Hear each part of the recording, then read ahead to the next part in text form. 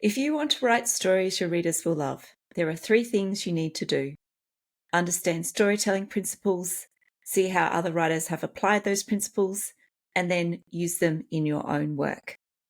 Here on the Story Nerd podcast, our goal is to demystify story theory. We'll help you with the first 2 steps so that you can get started with the third. I'm Melanie Hill, writer, editor, and poet, and I help writers identify and solve their story problems. And I'm Valerie Francis. I'm a writer and a story editor, and I teach women who are writing in all genres how stories work so they can finish their books faster and without frustration. And on today's episode, I would really like it to be noted that Valerie pitched Guardians of the Galaxy Volume 3. So she is the one who's picked a Marvel movie this time. And in doing that, she's doing it so that we can study villain monologues. This 2023 film was written and directed by James Gunn. And of course, there will be spoilers, but I don't think we need to worry about that too much. And because we can't talk about the movie without talking about the movie. And please help other writers find our show by leaving a rating and review. For Apple Podcast listeners, you can do it right from your phone. Simply go to the show's landing page and scroll to the bottom. It's that simple. All right, Valerie, you take it away this week. This is your Marvel movie. It's my Marvel movie. Yes, I've put us through this week. So it's Guardians of the Galaxy Volume 3. Why did I pick Volume 3? Because I hadn't seen it yet. That's as complex as my thought process was this week. All right. So, as Melanie said, my topic this season is the villain's monologue. Now, I do not want anyone to get upset with me about the use of the word villain. Don't get hung up on that at all, because I do sometimes get emails about that. When I say villain's monologue, I'm talking about the antagonist, because every story has an antagonist. I kind of like referring to this bit of theory as the villain's monologue, because villain's monologue rolls off the tongue easier than the antagonist's monologue. And also, when I first noticed this little thing, it was an actual villain in a story where I picked it up. So I'm calling it villain's monologue. That's all there is to that. It's my show. And there's also a hero's monologue too, by the way. So maybe as the season goes on, I might pick up on that too. We'll see how it goes. All that to say, what is the villain's monologue? Why does it matter? Why am I talking about this? Why do we care?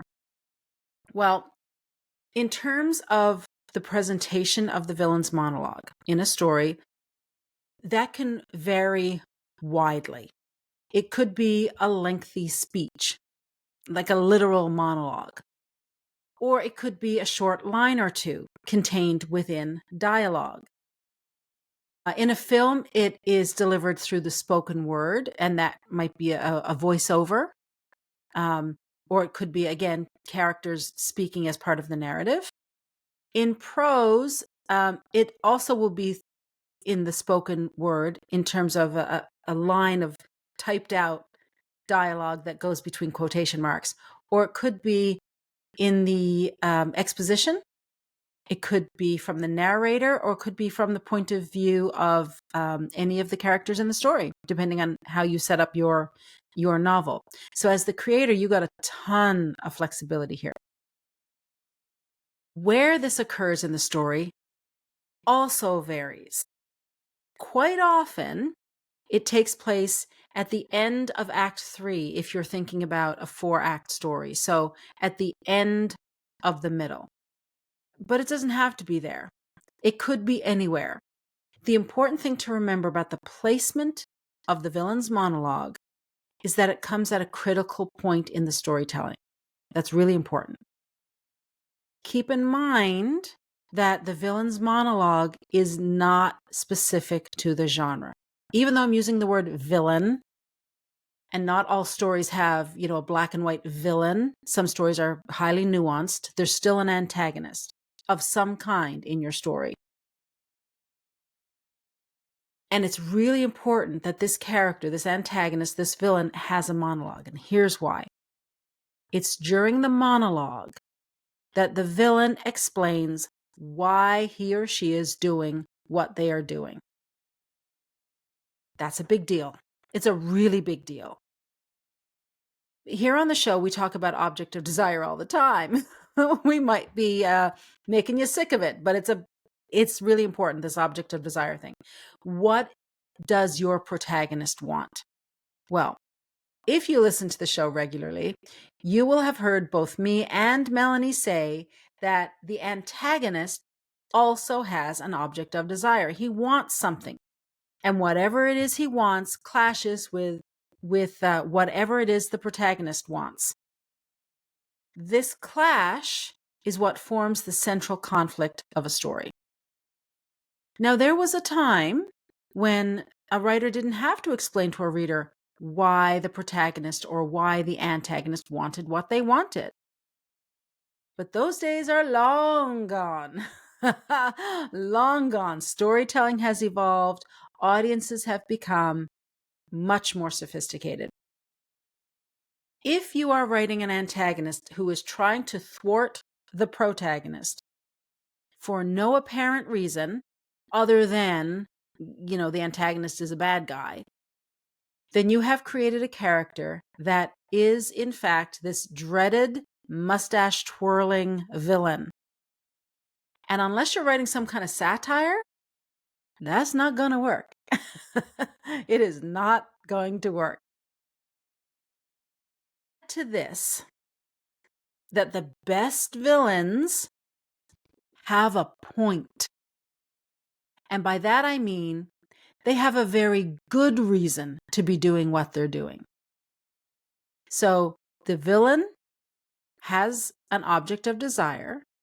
That's their want, the thing they're going after, and it clashes with whatever it is your protagonist wants. Fine. Our job is to explain why the villain is doing this. And that explanation, that why, that motivation has got to be really good. Okay? And the more nuanced your story is, the better that reason needs to be. The villain is right in his belief, and the audience knows it. These are the villains we love to hate because they have a point and it drives us nuts. We want to absolutely hate them. We want to dismiss them and tell them they're full of it and want the main character, the protagonist, to triumph over the adversary and have a happy ending. But because this antagonist, because this villain is making some sense on some level, drives us crazy. And this driving us crazy engages the reader in a story like nothing else. Like it really makes a film audience or TV audience physically sit forward in their chair. It makes someone who is reading a novel stay up late into the night to finish the book and see what's going to happen next. So the audience, they know this, right? They know the villain has a point. They don't want it to be true. They do not want to acknowledge that this is a valid point, but they know it anyway. The way the villain is going about getting what they want, we don't agree with that. That is reprehensible. So the audience does not agree with the tactics of the villain, but they can't deny that the villain does indeed have a point. Now, a great example of this, one of the best, is from the movie Whiplash. Now, we studied Whiplash back in season 4. It was episode 3, and I even subtitled it, Why the Villain Has a Point. So if you haven't heard that episode yet, or if you're rusty on it, go back and have a listen to it or re-listen to it, because that was my whole thing that I was talking about that week. All right. But we're not talking about Whiplash this week. We are talking about Guardians of the Galaxy Volume 3. All right. God help me, I picked a Marvel movie. All right, to start off, I chose the movie, well, like I said, because I hadn't seen it before and I wanted to. But I chose it because it's a superhero, specifically because it's a superhero movie. And it's a Marvel film. Chances are, I figured it would have a very clear villain. We would obviously know who the villain is. There wouldn't be any, like the characters aren't nuanced, right? So I figured as the first example to explain the theory, I wasn't looking for nuance. I was looking for cartoon characters, which are boldly drawn. So we would have a clear, identifiable villain with a clear monologue, because these types of stories usually do have it. And yes, while I don't think this is the greatest movie in the world, that's a whole other side conversation. Melanie and I already talked about it for an hour offline. We had to get it out of our systems so as not to bore you all. With respect to the villain's monologue, it is definitely ticking the boxes. Okay, so at the 28-minute mark of the film, the villain, who is named the High Evolutionary, this is the guy in purple with the weird mask face, he reveals his object of desire. So we learn what he wants 28 minutes in. This is the end of Act 1. And what he wants to create is a new world, which he calls Counter Earth. He says that he is on a quest to create, quote, the perfect species and the perfect society, a utopia. All right, so far so good. We know who the villain is, the High Evolutionary. And if you didn't pick up on his name, you are not alone. Neither Melanie nor I picked up on his name, except when we turned on the closed captioning. And then we saw his name come up. All right. I wish that was a joke. It's really not. We both did the same thing this week to figure out who's the bad guy here, the guy in purple, but who is he? All right. So anyway, so far so good. We know who the villain is. We know what he wants. Great. Then at the midpoint of the story comes this villain's monologue. And in this particular film, it is delivered through a short bit of dialogue. Now, I want to pause here for a second because this is a prime example of why story theory can get so tangly and so confusing. If we focus on the label that is put on the bit of theory, it's just really hard to learn, because I'm calling it a villain's monologue, but it relates to all antagonists, not just these comic book villains. And it's not necessarily delivered as a monologue. What you need to remember is this is the point when the villain reveals their motivation. So remember I said that one of the important things, other than it's when the villain reveals their motivation, the other important thing about the villain's monologue is that it comes at a pivotal point in the story. Well, in Guardians of the Galaxy Volume 3, the villain's monologue comes right at the midpoint, so halfway in the movie.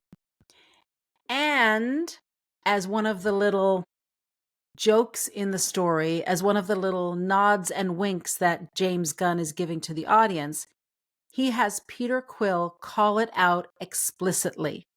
Right? This is a gag, like one of the many in the Guardians of the Galaxy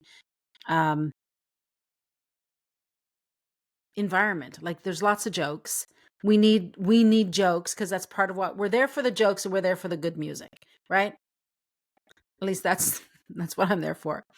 Okay, so the other thing I want to point out to you is this: James Gunn is not the only person to do this. Okay, Pixar had a lot of fun with doing exactly this thing.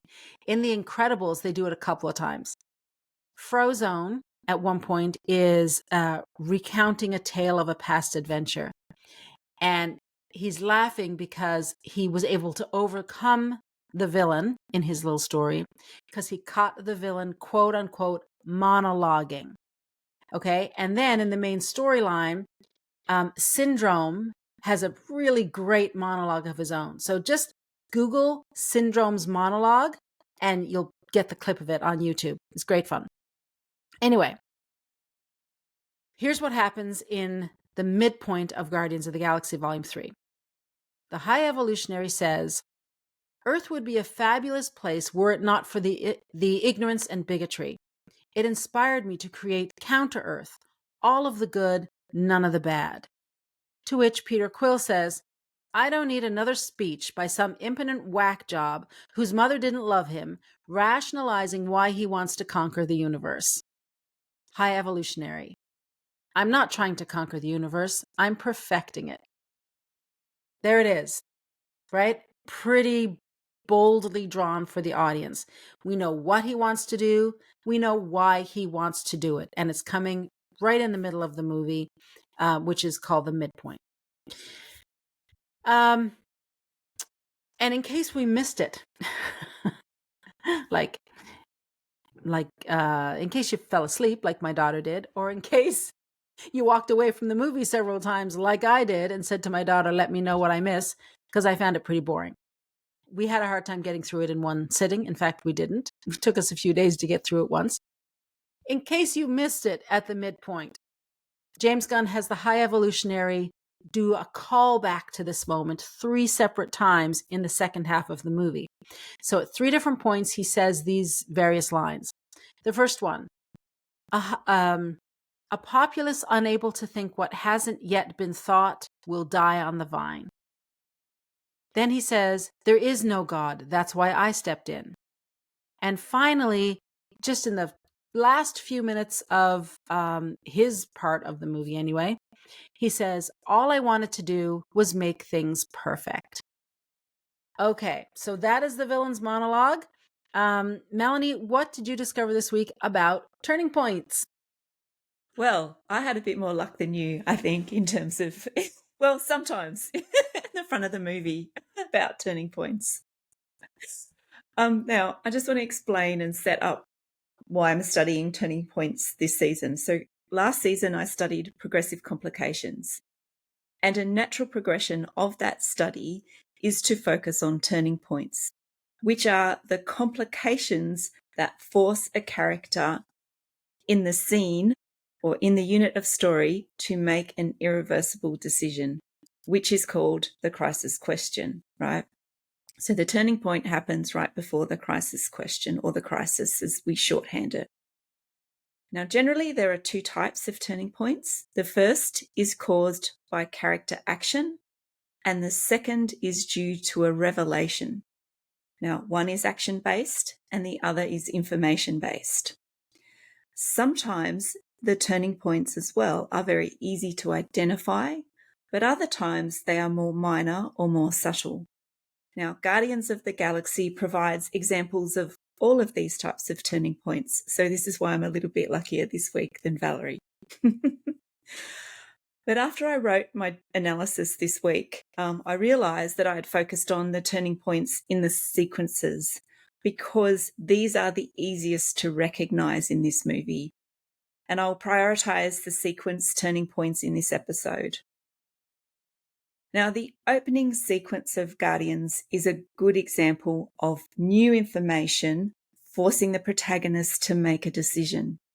It's a revelatory turning point, right? The opening is also a good example of how progressive complications lead to the turning point and then to the crisis of the sequence. So Adam's arrival in nowhere is the inciting incident of this sequence. The Guardians try everything they usually do, and, it does work. But all the fighting leads to Rocket getting injured, and the resuscitation attempt fails terribly. The turning point in the opening sequence is, after these complications, when Nebula reveals that Rocket has a kill switch on his heart because he must be considered proprietary property. And it was placed there by AugoCorp, and there's a serial number on it. So the team then realise that Rocket has 48 hours to live. This group of complications is the turning point because it leads to the crisis question. The crisis is the point in the story unit where the protagonist must make a decision that cannot be reversed. In Guardians of the Galaxy, the crisis is the Guardians can watch Rocket die or they can do something. Now, Peter decides to leave nowhere and break into AugoCorp to find the source code and deactivate the kill switch. And I'll just make a note here that the kill switch actually doesn't make any sense, right? This is a massive logic problem, I think, in the story. But I do think that that's probably overthinking it for if you want to do a deep dive, it's good to consider. But maybe I don't for think the it's type overthinking it. I don't think it's overthinking it. No, it to me, it makes no sense, right? If you're going to have a kill switch on something and you then at some point threaten to kill it, why wouldn't you just turn it off or enact the kill switch? But anyway, like I said, that's a pretty big logic hole, but we'll keep moving on for the sake of the podcast and not go off on that. Anyway, all right. Rocket's condition is revelatory information that forces an irreversible decision. And once the Guardians leave nowhere, they will either succeed in saving Rocket or fail and he'll die. Now, it's worth noting that once they decide to leave nowhere or once Peter makes that decision, that is the end of the beginning hook, right? So that sequence is all about the beginning hook and throwing them into the rest of the movie. The turning point leads to a life or death crisis question in this type of movie. And it's not surprising because Guardians of the Galaxy is an action movie, and all of the big movie moments in this film should turn on a life or death crisis question. Now, I'll explore this concept a little more throughout the season because it's going to come up, and we're going to look at the type of crisis questions the turning point leads to. And so I'll touch on this in more detail as we go further into the season. So the first sequence then in the middle build is the AugoCorp break-in, which leads the team into a disastrous situation. The turning point in this sequence is when Drax and Nebula are badly wounded, Mantis is helpless, the team are surrounded by a well-armed Orgo sentry, the camouflage hasn't worked, and blasting their way out hasn't worked. And, Peter and Gamora are trapped in the control room. So there's a lot that's happened to get to this point, and it's pretty dire at this stage.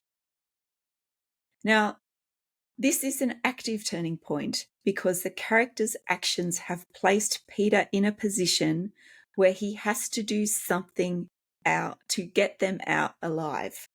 So Peter is forced to make a decision about getting the Guardians out of AugoCorp. Now, what he does and how he responds to that is that he uses his charm to get access to the information system. And it's irreversible because once he does it once, he cannot do it again in this situation, right?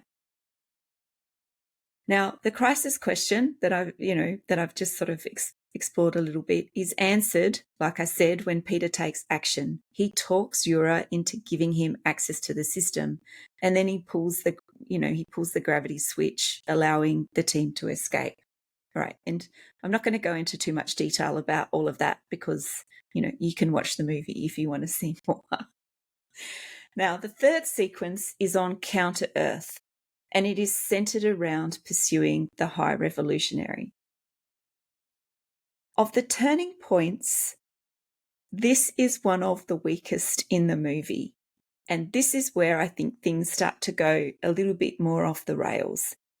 And I believe that one of the problems for this is because the Guardians are then separated, right? And then Star-Lord's face-off with the High Evolutionary is an action scene, but of no significant point or consequence in his storyline. And nothing happens there that really forces him to make a significant decision.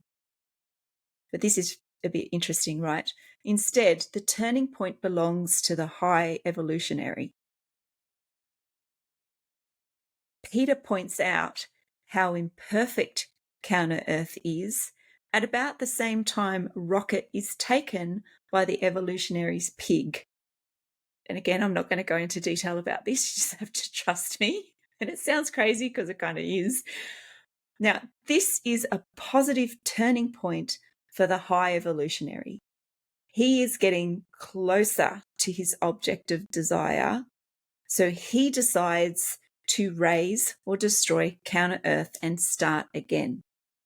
Right? Peter instigates a gunfight, but I consider most of the Counter Earth sequence as a progressive complication for the Guardians. But it is mainly driven by the evolutionary's decisions and his actions.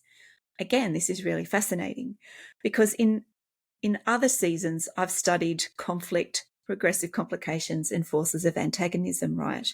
And I have said, and Valerie and I have said this through multiple seasons, that the antagonist drives the middle build.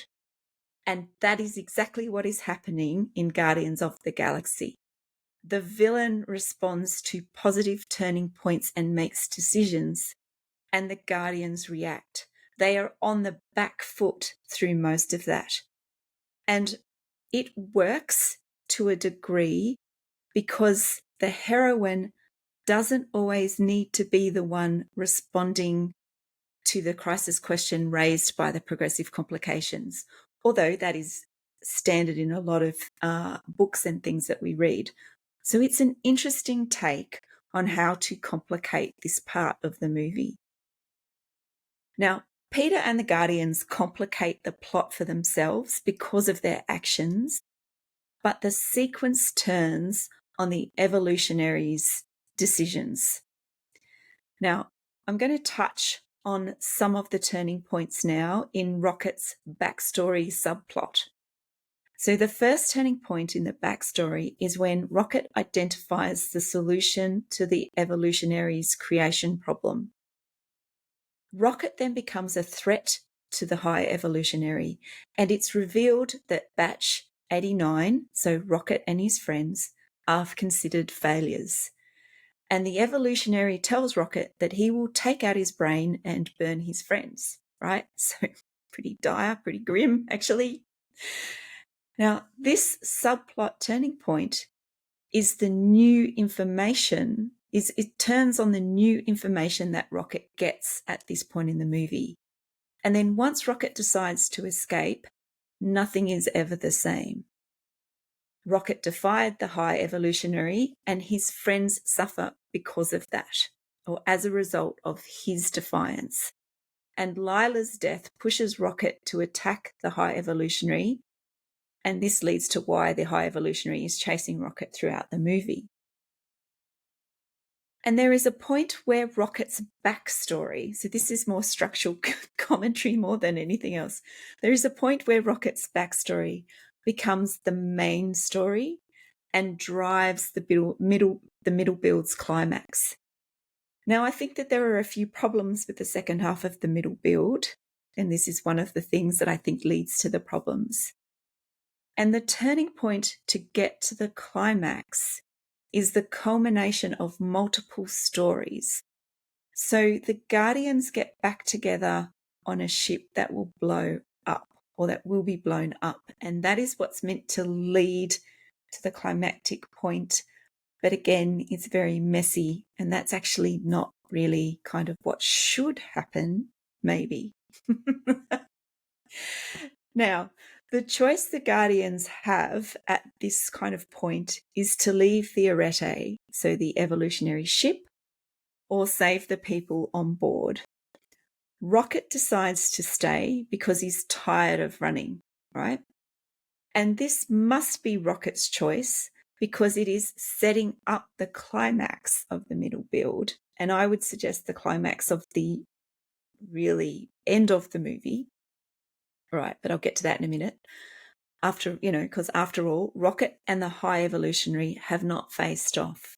And they must face off because Rocket should be the protagonist and the evolutionary is the antagonist, right? So that's what really should be happening if we were sticking true to general conventions of action stories. So we go to a series of events then, right, once Rocket decides to stay and go and find things. And we go through a series of events that actually get us to the face-off scene. Woohoo! All right. Rocket is alone on the Arete and he finds the kits and the other animals. And this is a resonant moment for Rocket. He's in the same situation that we saw him in earlier when the high evolutionary killed his friends. This is high stakes for Rocket. He needs to save the animals to redeem himself in his own eyes. This is a turning point because it puts Rocket in a position where he must decide.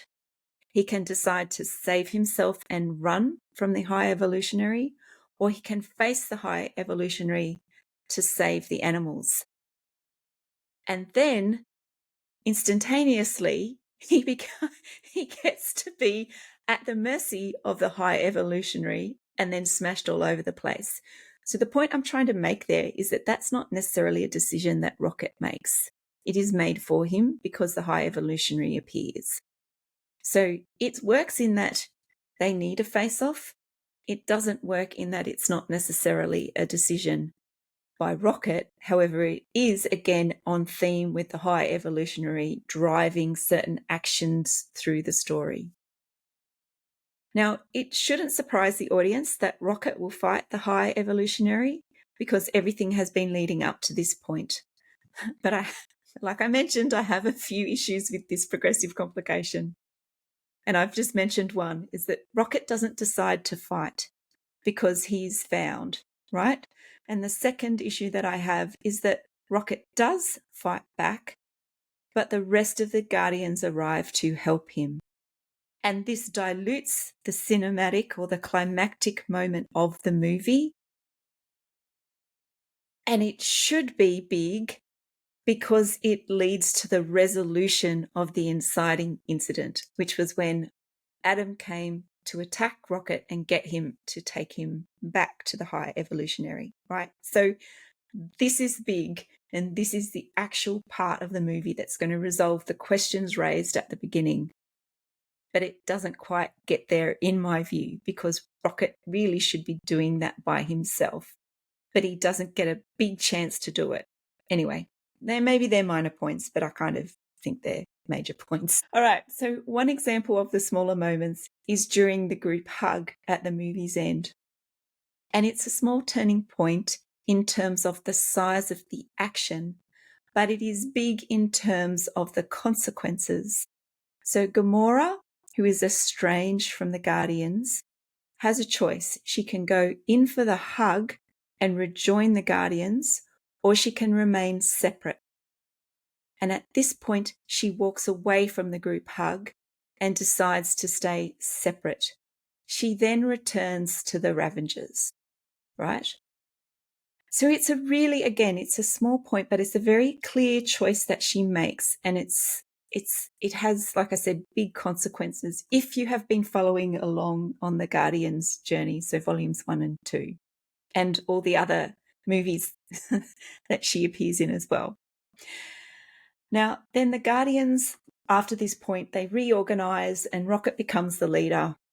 Now, there are smaller turning points for each of the characters at this point in the movie.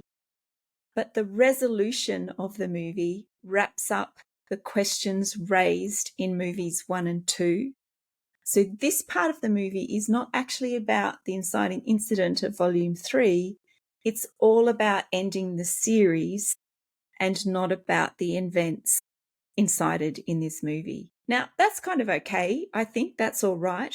But it's, and I point it out because it kind of speaks to the problems of what they're trying to do in the movie and how they're trying to do it. So it's not very clear. And from, I think, about the middle of the movie, or as we enter sequence 3, things become very murky and they twist in a way that is not set up in sequences 1 and 2. So it kind of goes a bit off script or a bit off plot, I suppose. And then we get to the end. It's not really, there's no real decision made by Rocket as the real protagonist in this story. Then it ends, and then we go into wrapping up the series itself. So there are some really good examples of turning points, but in then how they flow into and make the movie coherent at the end, it's not necessarily a great example of all of those units of the story or those points in the units coming together to give you a cohesive narrative. Anyway, I think I've laboured that point long enough. What's our action step today, Valerie? Well, Melanie, I, for one, truly appreciate your face-off pun. Every time you said face-off, I thought, is she saying that intentionally? If you've not seen Guardians of the Galaxy Volume 3, you don't know what we're talking about. If you have seen it, the guy's face literally comes off. I thought it was good. Well done. All right. The action step. As I said, Melanie and I talk about object of desire all the time on the show. That's what your character wants, right? And whether it's the protagonist, they have an object of desire. And in this case, we're talking about the antagonist. They also have an object of desire. Fine. But for the action step today, I want you to articulate why your antagonist wants what she wants. And I want you to make sure that you have presented it in a way that it is crystal clear to your reader. If anyone stopped and asked your reader who the antagonist is, what do they want, and why do they want it, the reader should be able to tell them on one reading. Excellent. Well, that wraps it up for this week.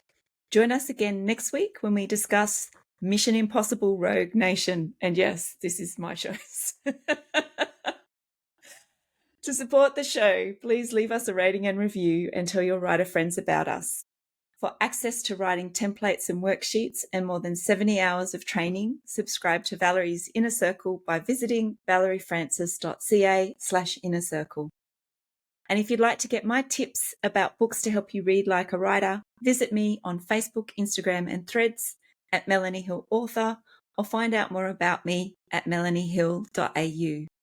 And remember, story theory doesn't have to be difficult. It's a tool to help you write more, not less.